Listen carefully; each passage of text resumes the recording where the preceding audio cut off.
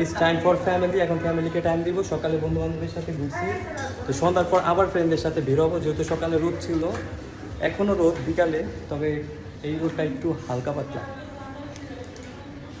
তো এখন আমরা যাওয়ার জন্য অলমোস্ট রেডি। এখন ফার্স্টে যাচ্ছি হচ্ছে মামাদের বাসায়, তো মামাদেরকে পিক করে তো তারপর হচ্ছে আমরা আমাদের গন্তব্যে রওনা হব।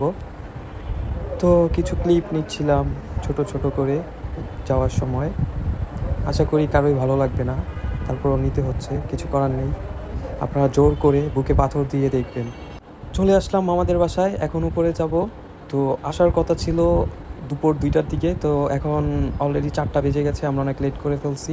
লেটটা আমার জন্যই হয়েছে, আমি আবার সকালে একটু বাইরে গিয়েছিলাম ফ্রেন্ডদের সাথে। সো আমার আসার কথা ছিল, বলছিলাম 2টার মধ্যে এসে পড়বো, কিন্তু আসতে পারি নাই, একটু লেট হয়ে গেল। সো ভাবছিলাম একসাথে খেয়ে সবাই রওনা দিব মামাদের বাসা থেকে, তো দেখি কি হয়। অবশেষে রুমে এসে বসে সবাই গল্প আড্ডা দিতেছি, মামা মামি রেডি হতে গিয়েছে।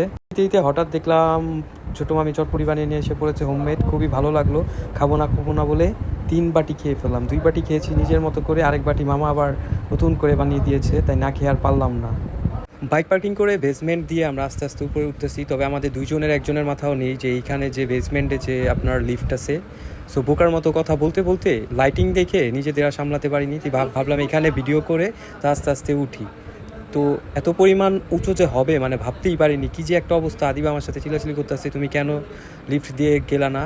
পরে আমি ওর কথাকে ঘোরানোর জন্য যাতে ঝগড়া না হয়, তাই হচ্ছে আমি ফ্রন্ট ক্যামেরা আনি না পরে বলতেছি তোমাকে তো সুন্দরই লাগতেছে, আসলে অনেক সুন্দর লাগতেছে। তো তারপর কথা বলতে বলতে যা আছে কেউ নাই, যমুনা পুরা খালি, শুধু আছি আমরাই।